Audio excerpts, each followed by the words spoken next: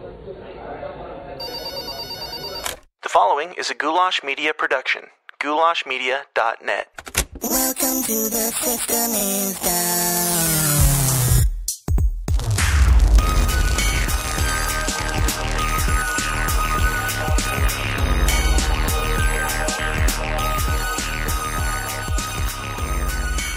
So it was brought to my attention a few months back that my mom not only found the podcast, found out about it, she started listening to it, which was uncomfortable for me. And I know that might be weird because different families have different dynamics and things like that. I didn't even know that my mom knew what a podcast was, so didn't think that was going to happen. But not that I was trying to hide it from her or anything, but I know for a fact that there's a lot of things that we talk about on the show, a lot of the topics, a lot of the ideas, a lot of the beliefs and viewpoints that I express, and even the ways that I express them, that she would have frowned upon back in the day, and I know that there's some of them that she's not thrilled about now even. So rather than pretending like this side of me doesn't exist and that I am her perfect little angel that she once thought, this is the Uncomfortable Podcast, I'll just have her on the show. We'll talk about it. We'll get real and uncomfortable and lay it all out there. See what happens.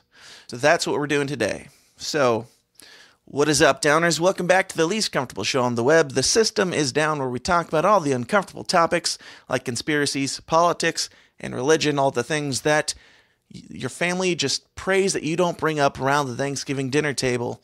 If you're new here, go give a firm handshake and a thank you to the person who invited you because it's going to be a fun one. And if you're one of the many people who tune into the show every single Monday morning for your weekly dose of discomfort, then welcome back, congratulations, thank you, and you're welcome. Now, like I said, this episode is the one-on-one sit-down conversation that I had with my mom. We talked about all the things. We talked about my childhood, my upbringing, her childhood, and her upbringing, and we got into, of course, the conspiracies, politics, and religion. Conspiracies and politics, I never knew anything about when I was a kid. I'd never heard of any of these things until adulthood. We didn't talk about them. I don't know why they became such a big point in my life, but they are. Now, she's my mom, so of course, she got special treatment. I didn't interrogate her or dig too deeply into these topics to the point of extreme discomfort or, pushback or anything like that. If any of you came on the show, it would be different, but she raised me, so she gets a little leeway. But we dug deeper into these topics than we ever have before together. She enjoyed it, and I enjoyed it. It was a really good conversation. I want to get into it as quickly as possible, but before we do, of course, I have to remind you guys that if you're not already in the Downers Club, you are only getting maybe 1/3 of the full story. That is, The System is Down. The Downers Club is our patron program where you can be a part of the show and support us and help us keep growing and building this thing into something bigger, better, and more uncomfortable for as little as $5 a month. And in return, you get a plethora of bonus audio content. We typically do 2 to 3 bonus episodes every single week. We do bonus shows like Would You Rather Wednesday, the Anti-News, Rotten Potatoes movie and TV reviews. We do extended interviews with a lot of our guests whenever we can, and much, much more. So if you want to help us out, want to keep this show going, all you got to do is go sign up for the Downers Club at tsidpod.com/support, and I promise you will not regret it. Anyway, all that said, and without further ado, here's my conversation with my favorite guest that I've ever had on the show, my mom. Let's get weird. All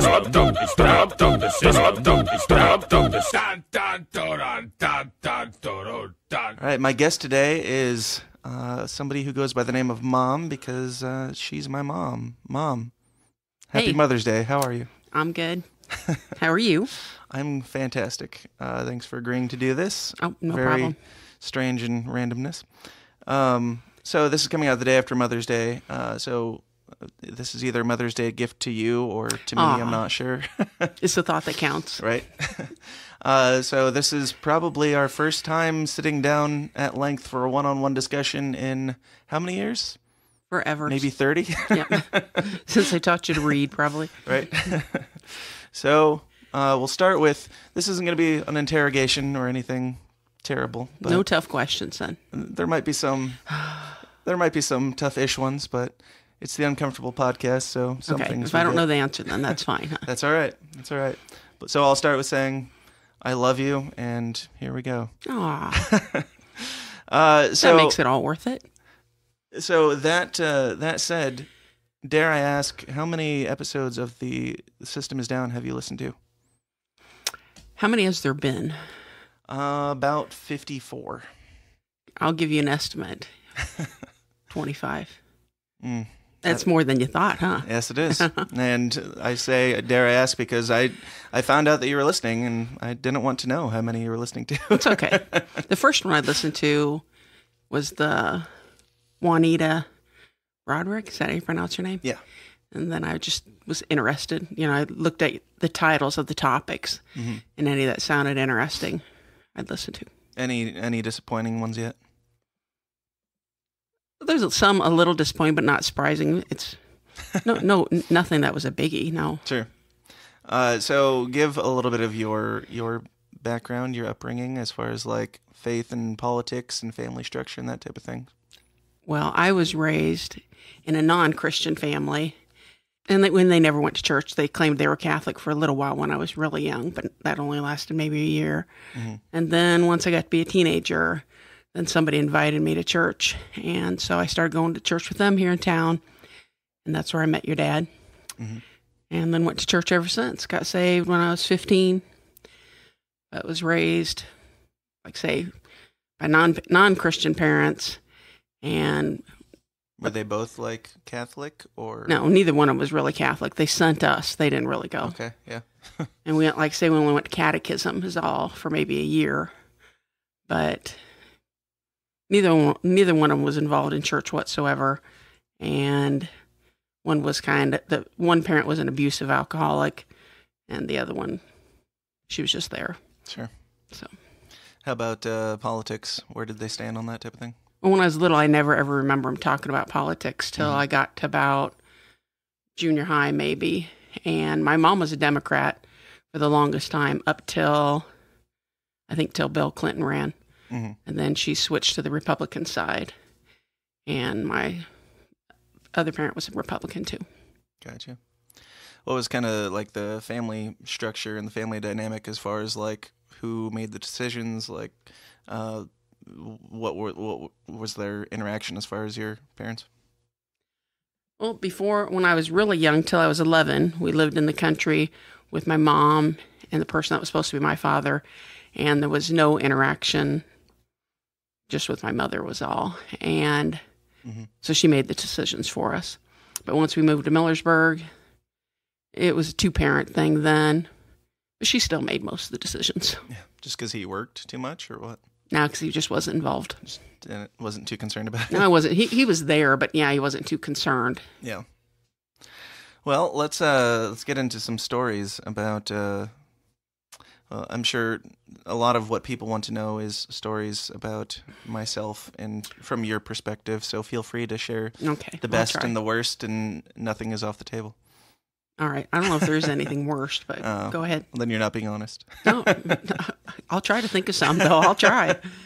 Well, start with the good stories, or what was I like as a child? You were very quiet. Even your sister and brother always remember, especially your sister, how quiet you were.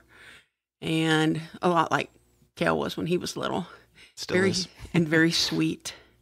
Very quiet and very sweet. You hardly ever got in trouble when you were little. So you were. I was the last child. Yeah, though. you were the baby of the family. And no, it's you. You just didn't. You were just too quiet. Maybe sneakier. No, maybe I don't know. Maybe you didn't get a chance to talk enough. Yeah. So you're a good kid. So what are some particular memories that stand out? My particular memories one memory that stands out is since you were homeschooled till your sister was in 7th grade, but you were in 2nd grade when you were put in public school.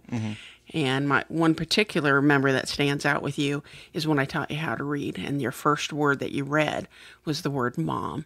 And you were so excited when you read the word and it dawned on you what it was. That will always stick with me. Are you sure that's accurate? Or are you just trying to make this more flowery for the Mother's Day episode? No, that was accurate. That I just love that memory. Anything else?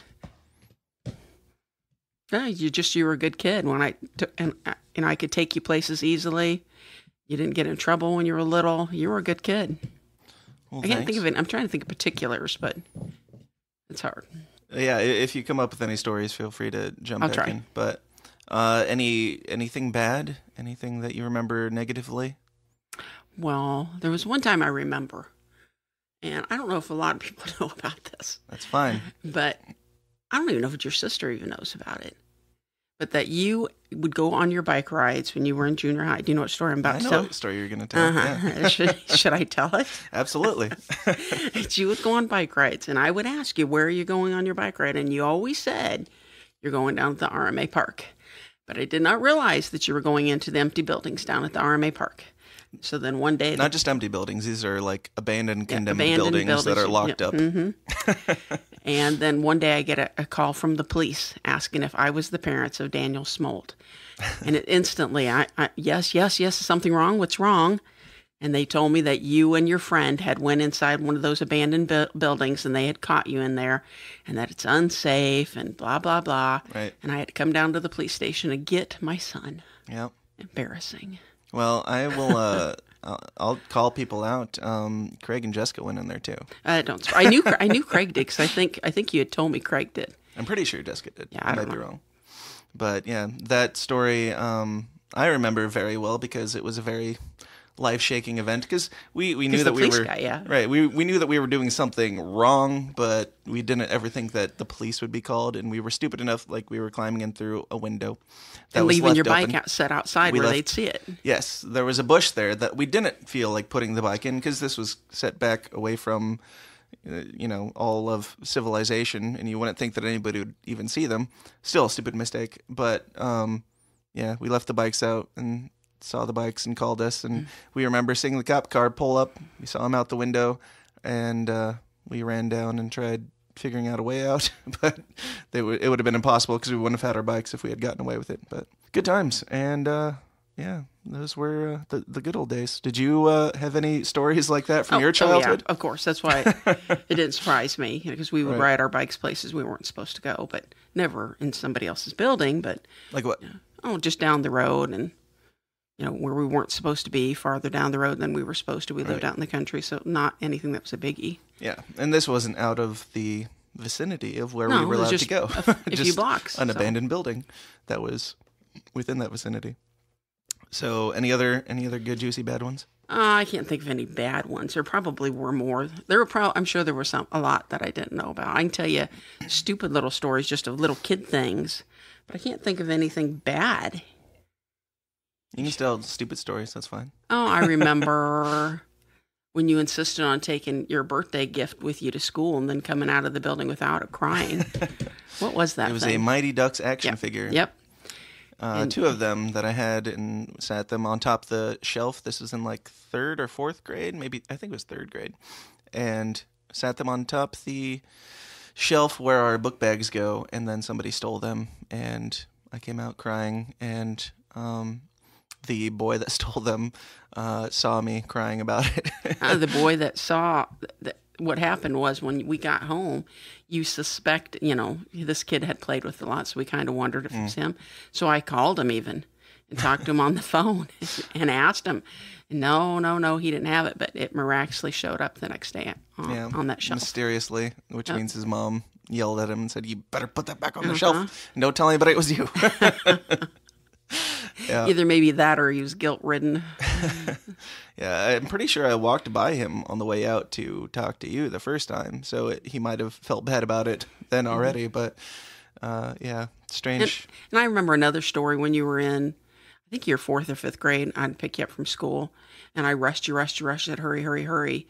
And it was my fault, and then you hurried down the hall, and then you got yelled at by one of the teachers there. Parenting. Yep, so that was my fault, so I felt really bad. Well, it probably wasn't, because I know now as a parent of 2 children that if you tell your kid to hurry, that means hurry before it's time to leave, not wait till the last minute and then sprint down the hallway and get in trouble for it. So that probably wasn't your fault. But when the teacher was yelling at you, he also didn't realize I was standing right behind him. Oh, jeez. And I said something like, well, you didn't have to yell. Right. Well, grade school politics. So is there anything from that time that you wish you would have done differently or better yeah. if you could go back? Oh, yeah. I've always said that I would love to be able to go back and do it all over again, start all over when my kids were right past potty training. and start all over from there. Cut out the bad parts where they're not that's even the worst talking. part. Start from like 3 on and do it all over again, because I think when you're a young parent, you're more impatient. Yes. So when you get to be older, you get more patience. As grandparents, you're more patient. Right. Well, when you're younger, you have a lot more going on, and Yep. they're just thrown into the mix of it. And yeah, you have your hands full with so many of them. Mm-hmm. But when you're a grandparent, you don't have them all the time.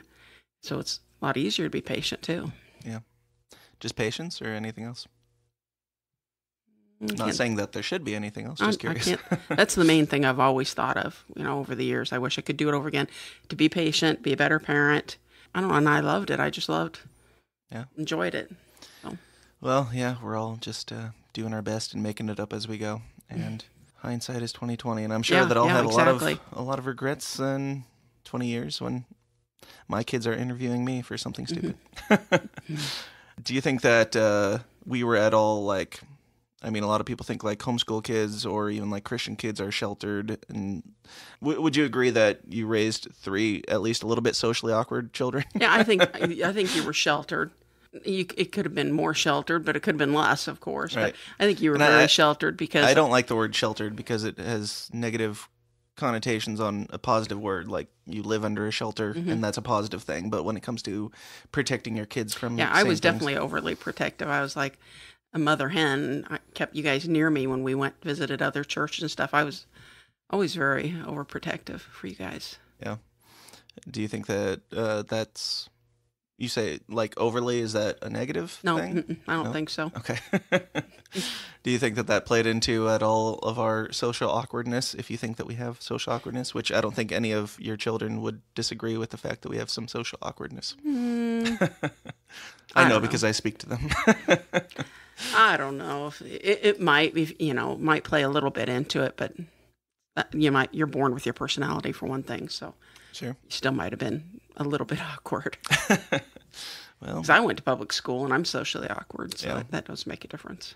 now, would you agree that our family wasn't probably the best, and probably still isn't the best at communication or expressing definitely. emotions? Does that come as any surprise to you? Definitely not the best at communication with each other. I like to I communicate with all my kids freely. I talk to you guys as much as I can, probably too much. Dad's kind of quiet though. I invited you here, so. Yep, Dad's kind of quiet though, but still socially awkward because, I love talking to you guys, but if I go to a function like a potluck at the campground or something, then I really don't want to visit with anybody. Right. So I'm socially awkward. Right. Well, I mean, as far as like expressing emotions and feelings and things like that, which you and Dad were neither raised in really emotive families and very, very squash it folks- all down. Yep. If you have a feeling, I always say this to Kayla because I'm not very emotive, but I'm like, I was raised thinking if you have a feeling, you bury it deep down inside you, and then maybe eventually one day you'll die. Really? Okay. It's a joke, but Anyway, I don't know. I was never raised very, I don't know what you mean by emotional, like the huggy type or loving you type, showing love and emotion. Yeah. My family certainly didn't. Right. And I can count. I bet my folks haven't hugged me more than in my entire life, more than 5 times. I mean, not emotional, not lovey-dovey type family. Right. And if one of my siblings would kiss my mom, she gets all offended. She literally. How dare you. She doesn't like it. She doesn't like the touchy-feely stuff. And I just want to hug you every time I see you. But Do you think that Dad was raised similarly? yep, I think so too. I don't think I they're would the hugging certainly think so. hugging type either. Because I don't know. I don't know if maybe it was like that back then, but neither side was. The non-Christian side wasn't hugging, loving, showing love, expressing love, and neither was the Christian. So Yeah. even though in church it's different like that back then, you'd be hugging people. Right. Yeah. I think it's a different time and just depends on where they were. And I mean, I would say that we didn't even really have grandparents for the most part. I mean, they were there for the holidays, but like Kayla would have like one-on-one time with her grandparents or like she would go and have a day with her grandma and stuff like that, and just by herself and stuff. And I'm just like, I can't even imagine that happening for us. Like if we went there, it was because we needed a babysitter. Like Yep. we were just a chore for them. It seemed like. Yeah, pretty much, but more on my side, I think, though. But pretty much, yeah. But I think on both. well, in my past too, for grandparents, my grandmother on one side died when I was very young, and then the grandmother on the other side, my mother's mother, I didn't see all that much. But for grandpa, I never had a grandpa on the one side ever, and then on the other side, I had a step grandpa that never spoke to me not once in my entire life. Right. That he was just quiet and he was just never there for anybody. But yeah, and that's what I mean on kind of the emotional stuff, like Kayla's grandpa, Dave, who died, right? Yep. He's like, I mean, he's had like a extremely troubled past and everything, and he's able to, or he was before he died, he was very emotive and telling everybody how he feels about everything. Not that I am and am judging you for anything, but he was, and it seems like that was extremely lacking in you guys as parents, and you guys were, you were definitely better than your parents. So I will say that. I tried. But yeah, do you think that there was any? You gave affection, hugs, and compliments and stuff like that, but do you think that there was any lack of the ability to talk about personal issues or problems and stuff like that? For me? Yeah. To talk about my past, there was. I didn't want to talk about my past too much since it was so miserable, but I always was determined I was not going to be like that. Right. That I was not going. That I wanted to cherish my kids and love my kids. That they were my purpose in life. So I've been doing this podcast for just over a year now, and I now know that you've listened to a lot of them. And you said that there weren't too many. I figured you'd be surprised. There weren't too many disappointing ones. Is there anything that you disagree with? I'm sure there has to be, and if you say that there isn't, then you're lying. Because we've talked about a lot of things that would definitely have pushed your buttons back in the day, at least. Oh, of course. Well, I don't agree with I haven't listened to any real recently, but I'm against the drinking part, so I don't have to tell you that. But I've got that down as a topic later on. I figured that's because of the way I was raised, also. Sure. But anything like actual topical stuff that we've discussed? Oh, that I disagree with? I don't know if I disagree with.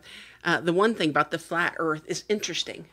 I would say, needless to say, I don't know if I would agree with it, but it is very interesting in a comical way sometimes. But it's interesting. If you told me 5 years ago that I would give it that theory any thought, I would say you're effing crazy. And now, if you told me in 6 months you're going to be talking to your mom about flat Earth, I would say no, absolutely not. Whenever I hear anything odd like that, then I think of the word conspiracy. I think, oh, maybe it's a conspiracy. Well, that's a good segue into my next topic. The show is about conspiracies, politics, and religion. So I'd like to get a little bit of your background or like your thought processes on all three of them. So what are your thoughts on conspiracies? Because, of course, Flat Earth is quite a conspiracy, but there's more minor ones like 9/11 and chemtrails and stuff like that. Is that anything that even crossed your mind? Because it's not something that we talked about in childhood. It's not something that I was raised with. But well, more so since I listened to your podcast. But I've always thought, and more so since I listened to the podcast, that I've said it, to my mom when she's riding to work with me and stuff, that there's a lot that maybe the government's doing that we don't know about, that they don't want us to know about. Yeah. And so, I'd be surprised if there wasn't things that they were doing that we didn't know about, like the article I'd read once about the planes going over and dropping stuff that could be So and that's, people will disagree with it, but it's almost completely 100% proven. And even there's video online of a person calling NASA and talking to a NASA employee, and they're recording it, and the NASA employee is saying, yes, we're dropping this, and this, we're doing tests with this and this, and she's like, well, I don't approve of that, and why are you doing this to us? And they're like, oh, it's nothing harmful. It's just whatever. But it's like, if you're testing it, then how do we know it's not harmful? Well, there's another thing. There was an article or a news story on the other day about, we have one of those Alexas. And you have one. I do, and I'm not proud of it. And Kayla bought it. Well, I think she said she won it as a gift or at a won party it, or something. But anyway, I still disapproved of it. and we have one, which we got as a gift, and I like it. But there was an article on the news the other day that they were talking about it, like giving it a review.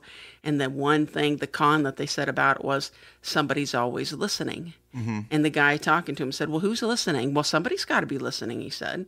Right. And what are they doing with that information then? Well, I've asked Alexa many times, is the NSA or the CIA or whoever listening right now? And she's like, I'm not sure I know what you're talking about. I'm like, sure, Alexa, great. Yeah, she brought it home, and of course, even when she won it, I was there with her. It was at the bank Christmas party. She won it, and I was like, that's not going to be plugged into my house. No. Yeah, I was shocked when I heard you'd had one. So, yep. Yeah. Convenience, though. Convenience comes with a fee, and that even goes into the Facebook stuff that's going on where they're, selling our information, but it's their platform, and you gave them all your information, and they have to make money somehow. So it's free. It's free for you to use it, but there is a fee of your privacy. What's it cost? Yep. So any other conspiracies that you've dug into at all, or at least that you have maybe even heard, just like looked into any of these outside of my podcast? Because I'm certainly not. No, an not authority. really. Okay. I haven't really looked into them. Once I have heard of them on your podcast, a few of them I've looked up, like the Bigfoot one. That was interesting.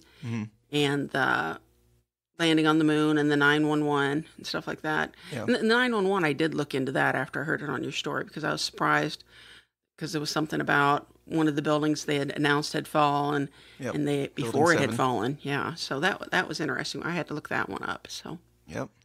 Do you think it's strange that? You grew up in a non-internet world, right? So completely different. But it feels strange to me that people don't even know about these things, like you. And you're my mom, and I've been digging into these things a lot, but they don't come up in conversation. And the idea of the podcast is the things that your family hopes you don't bring up around the Thanksgiving dinner table. But do you think that people should be looking into them more? Yeah, without the internet, it's hard to look up a lot of this stuff. Like when our Illinois governor was running, there was stuff about him out that if I hadn't looked it up on the internet, I wouldn't have known. Right. That happened in local government. Right. That's a guy that we probably met on the street someday who had a big conspiracy around him. And imagine what is going on in the upper areas. Exactly. So final thoughts on conspiracies. Do you think they're all true, or they're all crazy, or somewhere in between? Somewhere in between. Some I wouldn't be a bit surprised if some were true. Yeah. It's like, how could they all possibly be false? But yeah, I wouldn't put it past government officials if some of it was true. Yeah. That's the other problem with the internet, is that there's way too many of them now, and people like Alex Jones and people who make idiots of themselves and say that they're conspiracy people make everybody else look bad. But yeah. Hey, Dan Smots here. I'm taking a second to interrupt myself talking to talk about myself because, I don't get paid a penny for the hours and hours that I put into creating this show for you guys in your greedy little ears, and I've got a family to feed. To make that happen, I run my own media business called Goulash Media.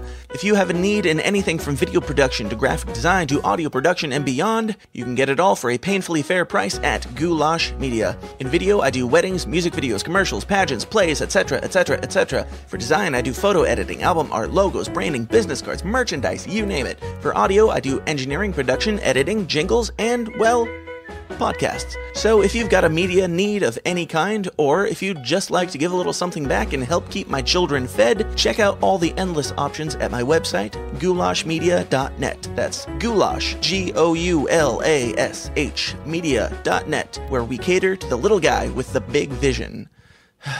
Okay. So, politically, what's your stance right now? I know that in your generation, talking about politics and religion, I actually heard it on a movie or something recently from back in that time. They're like, they always say, everybody knows politics and religion, the two things you don't talk about. Yep. So, Well, at my family side, both my parents are staunch Republicans, and you don't talk about politics unless you're talking favorable for a Republican. right. No matter what that Republican stands for. Yeah, exactly. But I'm a Republican, but I wouldn't necessarily vote straight Republican ballot per se. But I am a Republican. But Yeah. What are things that sway your decision on voting? Abortion issues, number one. That they have to be against abortion, or I won't vote for them. That is the number one. Yeah.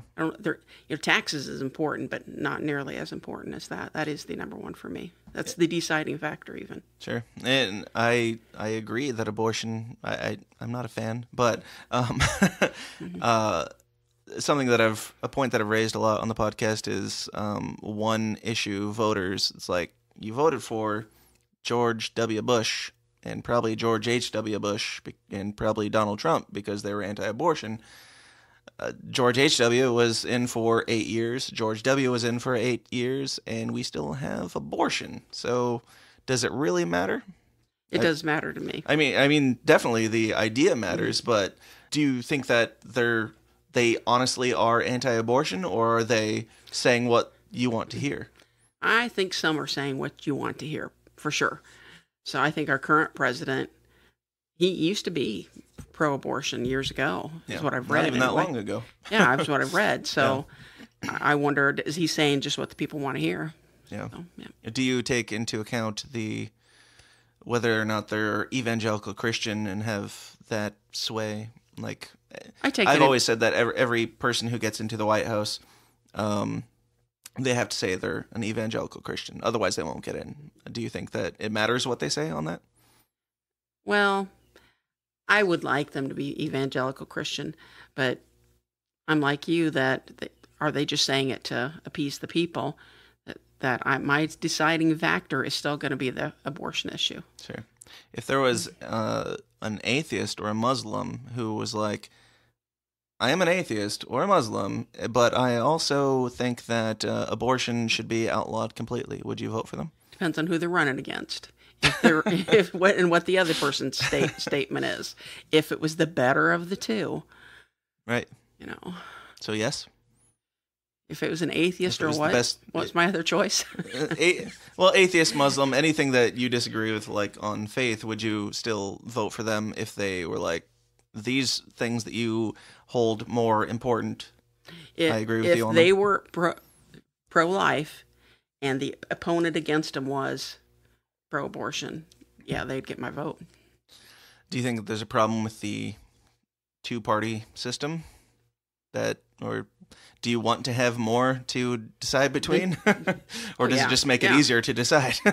I wish they had more than two to decide because it seems like if anybody's not Republican or Democrat when they run, it's like they don't even have a chance. Right. So, yeah. Have you looked into like the Libertarian Party at all? A little bit. Yeah. Just because of you. Yeah. You're welcome. And most of it I agree with. So yeah. Yeah. In Donald Trump's defense, the only reason I ever got into politics was because I'm like, let's see what this tire fire is all about and see what's going on over here. And definitely, he's done well for getting people interested in politics, for better or for worse. But that's the reason why I got into libertarianism. And so my libertarian listeners will probably want me to ask you, do you think that taxation is theft? Well, yes. Explain. Because we are just overtaxed is the thing. They tax the dollar when somebody pays me. They've taxed it, my employer. He's paid the tax on it. And then I pay the tax on it. And then when it goes to the store, somebody else pays the tax on it. The single dollar is just taxed and taxed and taxed. Yeah, even more simply than that is, I mean, what's the definition of theft? It's taking something that doesn't belong to you, to whether it's going to a good purpose or not. Like, even with, let's say, like public education, if your taxes go towards public education and you're homeschooling your kids, like, even if you agree with that or whether you agree with it or not, it doesn't really matter. the bottom line is that the government is saying, you owe us this money that you made just because that we think that this needs to happen. And if you don't pay that money, what's going to happen? We're going to come to your door. We're going to take it from you. And if you don't do that, we're going to throw you in jail, or we're going to shoot you, or something. Like, that's the definition of theft. So if somebody came into your house, took your money, and said, I'm going to put this to a good cause and give it to a nice charity, it's like, great, give me my money back, because that's theft. Right. Do you disagree? Well, I think we need the public systems, but I don't know any other way to fund it. But the one gripe I have about taxes is when you bring up the taxing for the public schools. But that's on a property tax that it's paid for. So the people that are renting their homes don't pay anything towards the schools, but their kids go to that school too. Right. So that's unfairly taxed. We're not evenly taxed even. Yeah. I think at the very least it should be like a localized thing. Like, do penny you want to live tax. in this community? Then you have to deal with what you agree on to live in this community. But federal taxes, like, we're funding wars or we're funding abortions that we disagree with, and if you don't pay that money, that you don't know where it's going, and they're not using it wisely. You're giving it to some idiot who has no idea what he's doing with his money. And I'm not just saying Donald Trump. I'm saying the whole federal government and everything. We're like trillions and trillions of dollars in debt. Clearly, they don't know how to balance a budget. But we're like, sure, take it, because if we don't give it to you, no matter what it's going to, you'll come and kill us or lock us up or something. It seems like when Craig, your dad gets his paycheck, after we take out for taxes and Social Security and every little thing that's nickeled and dimed, it's gotten close to being 45% of that check is going out for all that. Yeah, going out for all of who knows what, because most people don't even look into it. What's your stance on, like, and I don't want to get in too deep, because if you don't look into it, it's fine. I'm not going to drill you or anything, but like on like foreign policies or like immigration, stuff like that, with the wall or Syrian immigrants, do you have thoughts on that? Because those thoughts can differentiate based on your religion or your politics or whatever, depending on where you stand. I'm all for legal immigration. It's what our country is established on, but illegal immigration, it's illegal. Sure. But I don't know if you've noticed in the news recently how the immigrants that are coming up, it's been in the news this week, and how they want to, cross into, and they've come all the way north up to Tijuana. Why aren't they crossing clear down at the border of Texas if they want to come in? Right. That's the only thing I couldn't understand. But I am for legal immigration, but I'm not for illegal immigration. So do you think wall or no wall? I think wall. You think wall would stop them? No. Then why wall? 'Cause that's another tax thing that you're going to have to pay for. It would help. But I mean, Mexico is supposedly going to pay for it, but they're not. Everybody's against it, but there's so many countries that do have the wall. So we're one of the few that don't. I don't think it's that common. Well, I've read. I couldn't right off the bat tell you which ones, but there are other ones that do. Yeah, and I kind of agree. That's actually something that I'm still up in the air on. I don't know, because do we have a country if we don't have, a border? If our borders aren't secure, is it a country? Do I care if it's a country or not? Because, if you're going, like I said, it can be, religious too. I would say probably the most biblical form of a political structure is anarchy, because Jesus was all about no kings, no rulers. You guys work together, and I mean, obviously that's totally hypothetical, but I have a problem with the whole, we're us and we need to stay here. I also have a problem with foreign policies of going and helping every other country and spending every dime that taxpayers have on blowing other countries into peace or whatever they think they're doing. But yeah, I don't know. Thoughts? Yeah, I think it's a complicated subject. So I'm not against people. I'm not against immigrants. It's just come in the legal way. It's not impossible. So, well, what about like Syrian refugees or like people from war-torn countries that are coming here? Each one is a different case. Right. So you have to evaluate each one, but that's time-consuming, I'm sure. But yeah, it is. But it's life. Some of those come in illegally or come in legally too. So yeah, I'm not against anyone coming in legally. So Right, and I don't have a strong stance on any of it. In I don't have a real strong stance. hypothetical utopia, yes, let them all in, and we'll all flourish and be great. But if there's socialist welfare or socialist, healthcare or anything, and they're just going to walk across the border and get to take taxpayer dollars to fund themselves, then that's a problem. I don't know. There's a lot to it, and I still don't know where I stand on it. But yeah, I don't know. I just wish everyone could come in legally, but then when I think of it as their side of the view, their point of view, what they're leaving, Right. It'd be hard not to want to come. So right, you can't even imagine what they're going through and what they're fleeing from. But I got to go back to it. You said yes, Okay. wall. What difference do you think it's going to make, other than $1 trillion out of the $1 trillion budget that we're in debt? I don't know. That's a tough question. I thought you weren't going to ask me any tough questions. I told you it'd get a little bit uncomfortable. For me, these aren't even like uncomfortable questions. We'll get into more uncomfortable. I don't want to flip flop here, so I'm still going to say I'm for the wall. You're not a politician, so you can Yeah. I you can flip-flop change then, your huh? mind. Absolutely, and that's how politicians should react when they are given new information. Mm-hmm. They should change their mind and not be called flip floppers, because that's how humans work. Well, we need something, some system. Like I said, I'm for legal immigration. It's hard to keep people legal, I guess, but I don't know. I think it's hard to take a stance on it, but I am for legal immigration. So And, legal, and you hate to spend that much money, like you say, on a wall. So, but yeah, that's not going to do anything. They have ladders in Mexico, but or Well, they can dig underneath it, or they can just row around it on the coasts. well, I don't know where it was when I told you that they were going up to Tijuana, and what wall it was, but they showed people just sitting on top of this wall. And it wasn't Yeah. as high as the one, of course, Donald Trump wants to build, but Supposedly. yeah, You mean Mexico wants to build? exactly. I agree that they should be coming in legally, but let's say take the wall out of the equation. What is the worry, or like, and also like with people who are here illegally, how do you deal with them? How do you deal with their kids, their grandkids, and everything right now? I don't know how they're dealing with it now. The DACA program doesn't seem like it's working that great, but Mm-hmm. I don't know I don't know what the answer is to that. Okay.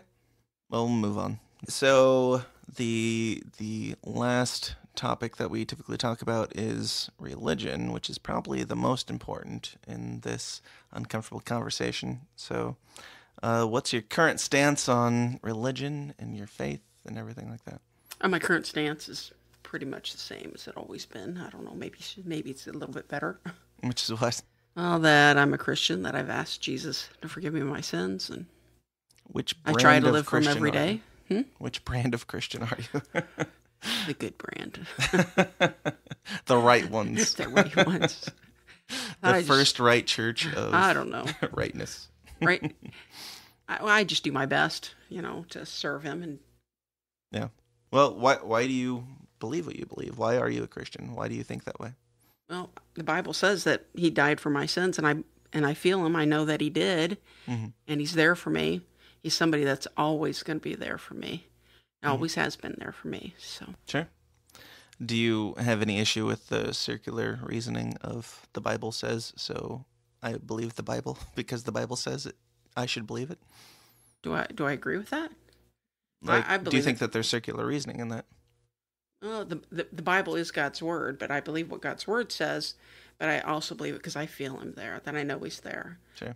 It's not based just on what the Bible says. Sure. Yeah, I think that's more important is your experiences. Do you have experiences that you can speak to that are why you, especially raised in a borderline not religious household, It wasn't borderline not religious. well, It was not religious, except they'll throw you into a Catholic church whenever they feel like it. No, that was just a short period. Right. We were heathens.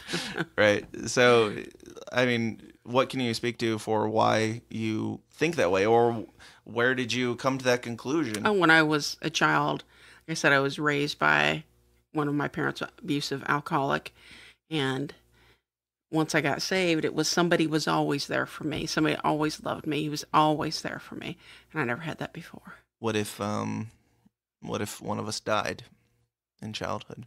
Would you still feel the same way? Oh yeah, because I'd know if you died as a child, I'd know you were in heaven, and someday I'd meet you there. I'd be there. Heaven wouldn't be the same without you. I appreciate that. You say that you know that we would be there. If you died as a child, I know you would be there. At which age? When you're not accountable.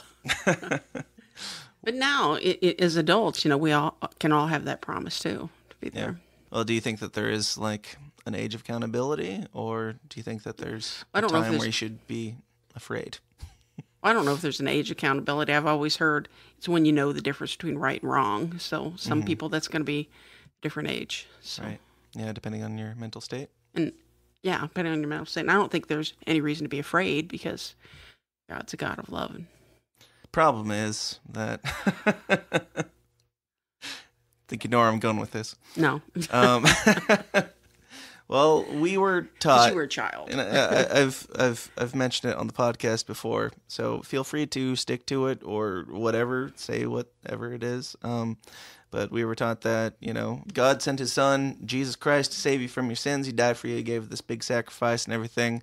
But if you think a naughty word before you go to sleep and you die in your sleep, then you're screwed and you're going to burn in an eternal lake of fire forever and ever and ever. Do you think that? Well, if you think something, you would be tempted. And if you're tempted, that doesn't mean you're sinning just because you were tempted, though. Okay. So if you say something before you go to If sleep. you sinned before you went to sleep and you didn't ask for forgiveness, that's what you ask me. I remember once talking to somebody that was Baptist, and I didn't believe in the once saved, always saved type of theory. But I remember telling this person that I could be wrong. Mm-hmm. If I die and there's way more people in heaven than I expected, I'll be thrilled. That'd be super awesome. Yeah, I'll be thrilled that I didn't want to take the chance myself, but I would be thrilled if that's how it was. If I am wrong, that would be great. Right. I know who you're talking about, but and I'll say it's my wife because when we were dating, there was a big hang up here because we thought I was raised believing, and I thought hardcore. If you do one thing wrong, then everything's off the table. You're screwed. And on like our second date, I met her parents, and her dad was like, "Well, I hear you guys believe this and this and this," and they were Baptists, as you said, and they believed once saved, always saved. And he gave anecdotal evidence to why I shouldn't believe that because they're very nice and loving and wonderful friend died at a young age in an accident, and guilted me into thinking, maybe I'm wrong. I don't know what to say here. I was put on quite a spot to explain that. In that situation, what would be your response to that person? Just what I said, that God is a God of love, and there's forgiveness for every sin, that we have to ask for forgiveness. But who knows? Even if that was the case, who knows what that person was thinking on their last breath? Even Right. They might have prayed on their last breath. They might not have served God their whole life, but on their last breath, asked for forgiveness. What And about- we may see people in heaven we didn't know. Yeah. Do you think that ideology of like, do you think that it's based on works? Because you have to be constantly saying, I'm sorry, I'm sorry, I'm sorry, I'm sorry, and accounting for everything. And if you forget something, are you screwed?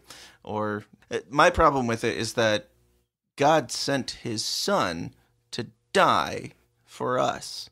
But we have to not only accept that, we have to be constantly in the state of, I'm sorry for that thing that I thought. I'm sorry for that thing that I did. I'm sorry that I, whatever. A lot of times when I pray, I don't necessarily pray for every little thing like that. I'm sorry, I'm sorry, I'm sorry. And over the years, I've gotten to where I pray for, forgive me for not keeping you first, God. Because if you keep him first, then you won't be doing this and this and this if it was something you shouldn't be doing. Right. So do you think that covers that? I mean, that those are different sins that were Well, I a pray, result of yeah. you not keeping him first. Yeah, I pray, forgive me for not keeping you first. Forgive me for all my sins. I don't sit there and rattle off every little thing. I'll say, forgive me of all my sins, but Right. I don't think I'm not saved because of my works, because my works are filthy rags. But Yeah. Still, do you think that kind of diminishes his sacrifice for us if when we don't say, I'm sorry for this, we go to hell forever? Like, do you think that diminishes the love that, I mean, you make the parent representation, like, can you even imagine saying, cutting you off, go burn? some parents do. But no, I could never do that. But I don't know what the right answer is, but I'm not willing to take a chance. I'm going to ask for forgiveness. So fireproof. I want to be. Yeah, I have a little bit of an issue with that as far as like relationally. If we're supposed to have like this relationship with God and everything, and we're supposed to trust Him and all that, and He created us in His own image, and He put the thoughts in our mind that we have in one degree or another, whether it was forming them back then and we formed into us now, or He's, if you go the Calvinist way, He's forming all of our thoughts. But I have a little bit of a problem with, like, you're supposed to have a relationship with this being, but also He doesn't understand, like, why you would think this thought or say this thing or do this thing. I don't think He puts every thought in your mind or creates every thought in your mind. But it comes from Him at some point because He made you, and He made you with the brain that you have. Yeah, but the devil can tempt you with thoughts that shouldn't. Sure. So then it isn't anything to do with God. Right. But is it loving? He is a loving God. He loves me no matter what. No matter what sins I have done. Just like I will love you no matter what sins you have done. Since I I started won't this like them. podcast. I won't necessarily like all of them, but I'll always love you. And He will always love us. But like I said, I don't know, what's the right and wrong answer that you want, but I will ask for forgiveness because, I'm sorry when I do something wrong. Even if you don't have to be, I am. I'm sorry. I'm going to ask for forgiveness. Sure. That's just how I am. I don't want to take a chance. I hate to say it like that, but He is a loving God. So Sure. I say, if I get to heaven and there's more people there, great. Good deal. I'll be thrilled. Yeah, I've said on the podcast before that I think that all Christians, well, I've said that I'm a hopeful universalist. I'm not a universalist. And a lot of people have said, oh, you're a universalist? Well, that's crazy. I'm not. I'm a hopeful universalist, and I think that all Christians are. Do you agree with that? I'm not sure what I'm supposed to be agreeing to. As far as like all people eventually going to heaven, I hope that that's the case. I hope that we're all completely wrong in the Bible. Maybe we got the Bible wrong, and everybody goes to heaven. I would hope that, but I would love for it to be that way. But I don't know if it. I don't think it is that way. I don't think it's I'm that just way saying. because then Jesus wouldn't have needed to die on the cross if that was the case. Sure.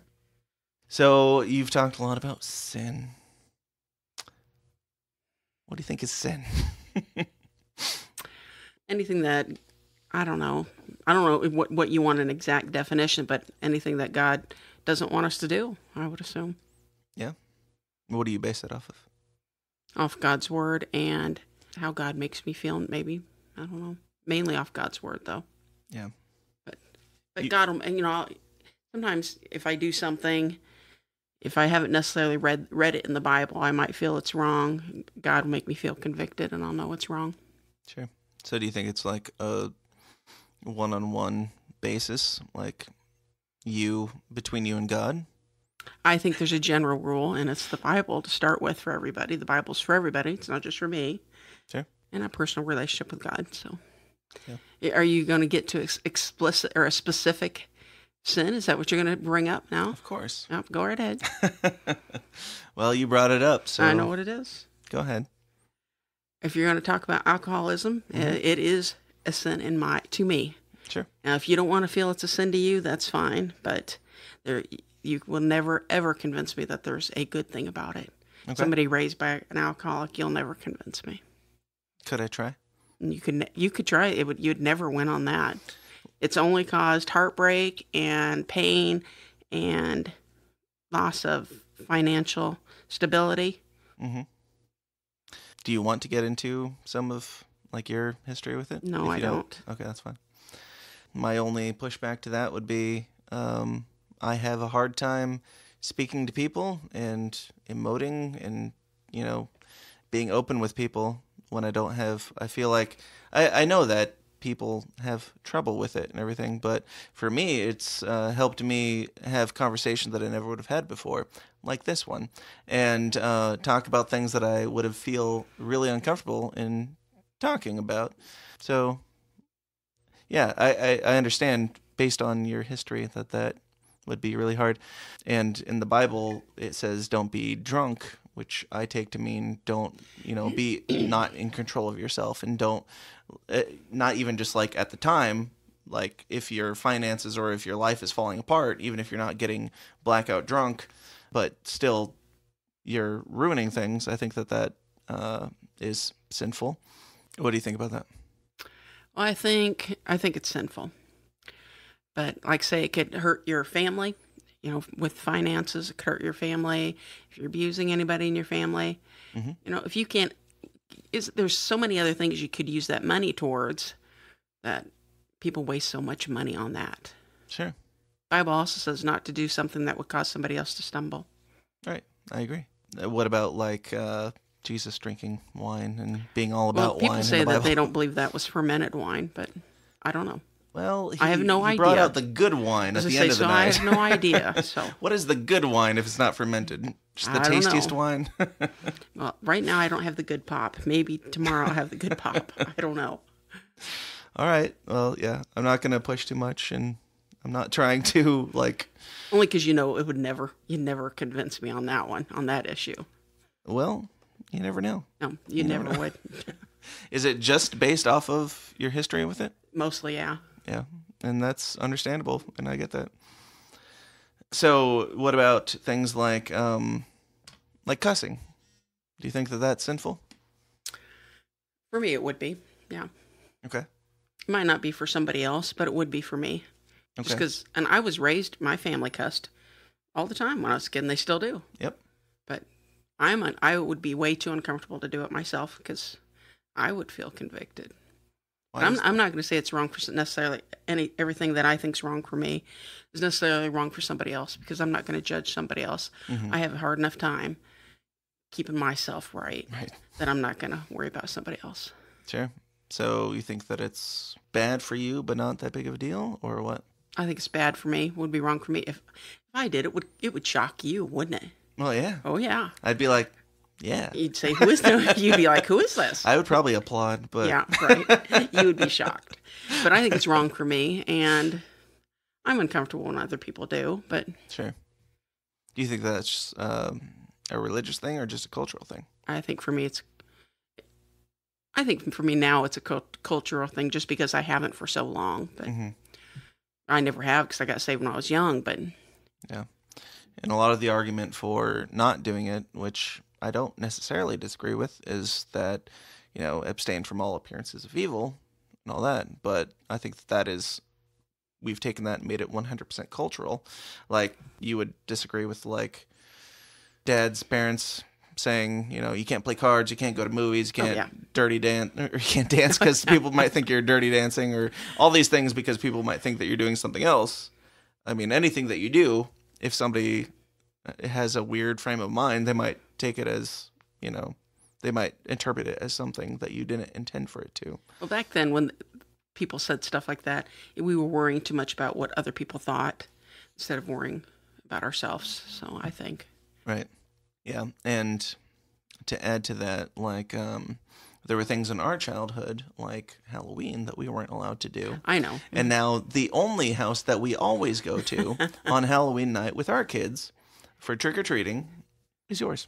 Yeah. Well, really. That's the only one that's guaranteed that we're going to go to, no matter what. Well, I remember when you guys was kids, and in the church, they always made it talk like it's a non-Christian holiday, and really promoted you not doing it. So we didn't. And it was like back then, it was like, yeah, I was way worried about what other people thought. Right. And I've even told, I think, my daughter once that I wish I wasn't, would have taken you guys trick-or-treating and not worried about what other people thought. Yeah. How does that relate to cussing? Nobody cusses when they go trick-or-treating at my house. Well, no, I mean, as far as like, a lot of the issue with cussing, like I said, is like abstaining from appearances of evil, which is pretty much biblical reference to caring about what other people think about you. For the cussing, it isn't what caring about other people think about me is. I'm just uncomfortable. I would be Sure. way too uncomfortable to do it. I'd feel convicted. And there were also times in our childhood, I mean, our language progressed, which I don't. Oh yeah. It's whatever, but like we weren't allowed to say like crap, darn, dang, and definitely not freaking or anything like that. Crud, even like there were lots of It things like made me that. uncomfortable as well. Sure, so. yeah, and I think that a lot of that is just social. All those words stemmed back from it was probably Christians who were like, we're not comfortable with this word, but let's have another expletive that means the same thing, but this is a word that means poop. Here's another word that means poop. We're gonna go with that one because that one's safe, and God likes that word. I don't know about that.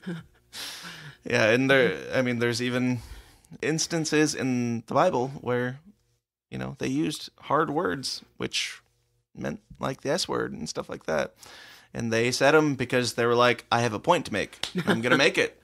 What's your take on that? I don't know what my take is on that. Just that I would be uncomfortable saying. Sure. And like you say, I don't know if it has any more to do, if you said it now, it wouldn't even faze me, but it's just a comfortable issue. Sure. Yeah, that's fine. Just didn't want my sweet little kids talking like that. I totally that was the understand, whole thing, yeah. and I won't allow my kids to talk that way either, whether I'm a hypocrite for saying so or not. But so another big issue for our childhood was music. Are you having fun yet? I am. I'm having lots of fun Okay, over good. With music, we weren't allowed to listen to anything that wasn't expressly. If the people didn't say we're a Christian band, we weren't allowed to listen to it. Explain. I like Christian music. Okay. I like K-Love, even if you don't. I don't I know, but I do. have any comments on Caleb. I like it. But I don't know, I know there's some music that you wouldn't want your kids listening to, I'm sure. Absolutely. And so that's how it goes. We were parents. You're parents. Sure. You ain't going to want your kids listening to some things too. Absolutely. And I don't fault you for that at all. I agree. And you've asked us when our kids stay at your house, can your kids watch this movie or do this or whatever? And we say no, because we're sheltering too, quote unquote. But as far as like we were allowed to watch secular movies, like if they didn't expressly talk about God on a movie, we were allowed to watch it if it didn't have anything bad in it. Or I mean, once we got to a certain age, if it was like a PG-13 and they said a couple cuss words in it, that was okay because they said it, just one or two S words or whatever. But with secular music, if they don't have any cuss words, but they just don't talk about anything or, talk about God even. Creed was one band that I wanted to listen to, but you said I couldn't listen to them because they weren't expressly Christian. They had no cuss words. They had no sexuality, no nothing. They talked about faith a lot more than a lot of the Christian bands did. I wonder if it was more that I couldn't understand what they were saying, so I didn't know what they were saying. It's Creed. So, read the lyrics. Yeah. How do you know I wasn't listening to it in my room and hoarding the CD? Well, I'll get into. Let me see if there's anything else here that I want to talk about before we should jump back to. I can give a worst story. All right. Go ahead. So we can end this on a higher note than grilling. I'm not intending to grill you. That's I'm sorry. right. This That's is okay. This is what I do with everybody in my church now and everybody on a regular basis. But a bad story about me Aw. is Not you. yes. Do you remember the band Trapped? No. Okay. Well, we were at Walmart and I knew that we couldn't listen to anything that wasn't quote unquote Christian. And there was this band that I had heard on the radio, Trapped. And It was an edited version of the album, but they weren't a Christian band. And I was like, hey, I heard this band on Christian radio. Can I get it? And you're like, how do you know it's Christian? I heard it on Christian radio. And you're like, sure. And then I took it home, and it was edited. So there was like 3 cuss words on the whole album. So PG-13 album. I told Craig, because we were in the same room at the time, that, hey, this isn't Christian, but, you know, he says this word and that word, but it's really good music. And Craig told on me. Oh, what a squealer. Yes. And then you made me throw the album away. Oh, what a good parent. So he's a squealer. Well, I was justified to make you throw it away just on the grounds that you lied and got it. Right. So. I agree.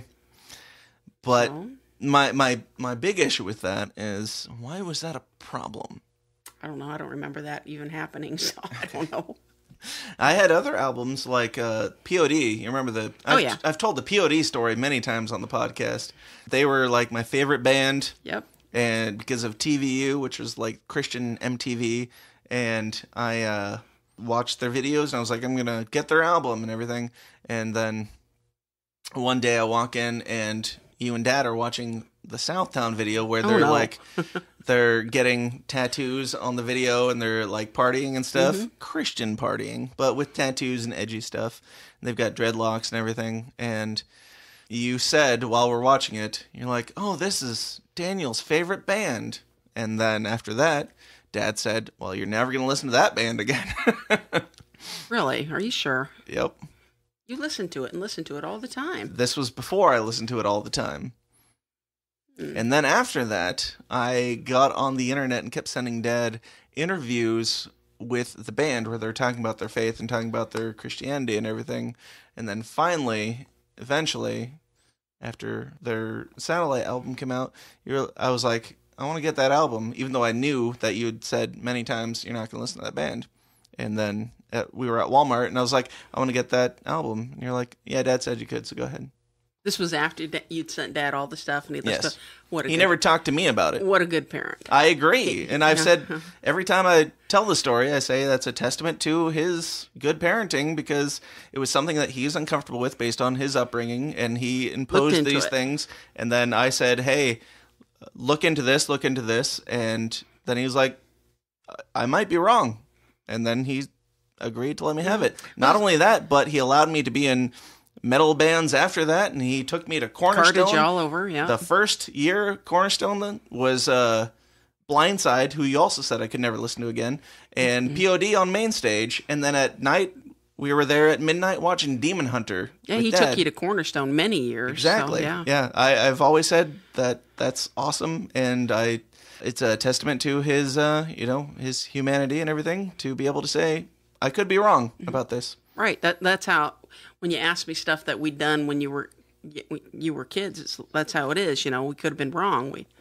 Now as older people, we go back and do it over, and we would do it better. Yes, and I'm sure I will too. But yeah, and every time I tell the band story, it's like he came to my shows after that where I was playing the devil music, and then well, we came to your band. I don't know if it's last year or the year before, and listened to your you still do. Yeah, I'm saying, like, back then you supported it, and I very much appreciate that. And not only that, but Dad took us to Cornerstone many years, and then after we stopped going to Cornerstone, Dad kept going to Cornerstone on his own to all the music that his dad, if he heard it, would be like, this is garbage. So I think that's really important to show that people grow, people change, right, and we're all just figuring it out as we go. Right. So you haven't given any good worse stories, so I don't know. You were a good kid. There ain't anything really terrible that I know about that you did all that much, but you're just a good kid. I only have good things to say about all my kids. They all were just good kids. So. A total mom response. Yeah. Do you think that Dad would have better stories on? Nah, you probably wouldn't get as much talking from Dad. So my plan was to get Mom on for the Mother's Day podcast and Dad on for the Father's Day podcast, and he's currently vehemently against doing it. So we'll see if we can do it. He's so quiet. He don't talk that much. It'd be hard. I think you ought to do for Father's Day, have Kayla interview you on fatherhood instead. Yeah. Yeah, that could be fun. Well, any conclusions, any final thoughts? How do you feel this went? I think it went good. Well, good. I'm happy to hear it. I'm glad you're willing to do this. Let's dance. Come on. I love you. Come on. Thanks for coming on and getting more real than we've gotten probably ever. Okay. You're welcome. Just because I love you. Yeah, I love you too. And hopefully we'll continue this. Yeah, you have to have me again next Mother's Day. Yep. Sounds good. Dun, dun, dun, dun, dun, dun, dun, dun. Hey guys, thanks for sticking around to the end. I hope you enjoyed my conversation with my mom as much as I did.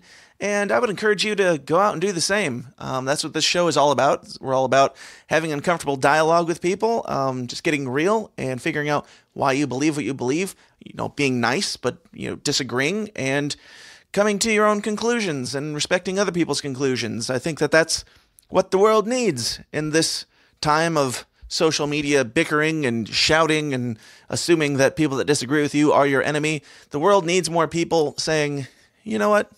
Let's talk about it. That's it. I disagree with you. Let's talk about it. We might not even come to conclusions that we agree upon, but we can still talk about it. We can still be humans with each other.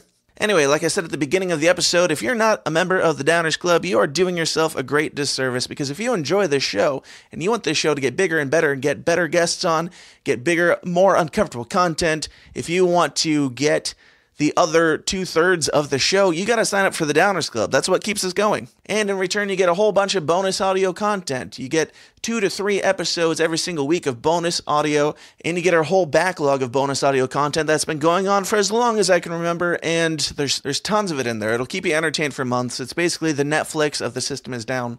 Tons of stuff that you can binge listen to and be entertained for as little as $5 a month. And actually, after the conversation that I had here with my mom, we talked a little bit more extensively into some of the conspiracy stuff, like the Flat Earth stuff and the 9/11 stuff, some of the stuff that we've never talked about. It's never even been raised in conversation before. So if you want all of that, just go to tsidpod.com/support and sign up for the Downers Club. Also, if you're not already a member, you can sign up for the System Is Down forum, which is absolutely free. You can go in there, talk to me, talk to a lot of the guests that I have on the show, talk to a bunch of similarly strange-minded conspiracy, religion-y, political people that have just somewhat counterculture views, I suppose. It's hard to explain it. Just a bunch of weirdos that analyze a lot of the stuff that you do too. And it's great, uncomfortable conversations. We have a lot of different people on a lot of different sides. If you want to join that, just go to tsidpod.com/forum. And if I'm talking too quickly and you can't understand what I'm saying, you can find all the links to all of this stuff in the show notes, in the show description. And another completely free way that you can support the show is by going to iTunes and just leaving us a 5-star review and some happy thoughts, because that helps people know what they're getting into with this show. It helps people know that this show is good quality entertainment and good conversations. So it costs you nothing, and it takes maybe 2 to 3 minutes. So go do that. Also, go over to Facebook, Twitter, YouTube, do all the liking, subscribing, sharing, a little bell thing on YouTube that alerts you when we have a new episode out. Do all of that fun stuff that millennials do to help get the word out about this show. And possibly most importantly, just talk to somebody face to face, have a real conversation with them this week. Step outside your comfort zone, step outside your little bubble, and have a real conversation about an uncomfortable topic with somebody. Conversation is dead. Let's revive it. That's what we're here for. So thank you guys so much again for listening. And of course, if you'll have me, I'll be right back here in your ears next Monday morning with some more uncomfortable conversations. Until then, ladies and gentlemen, question everything and stay uncomfortable. Thanks. This has been a Goulash Media production. goulashmedia.net. This concludes our broadcast day. Click.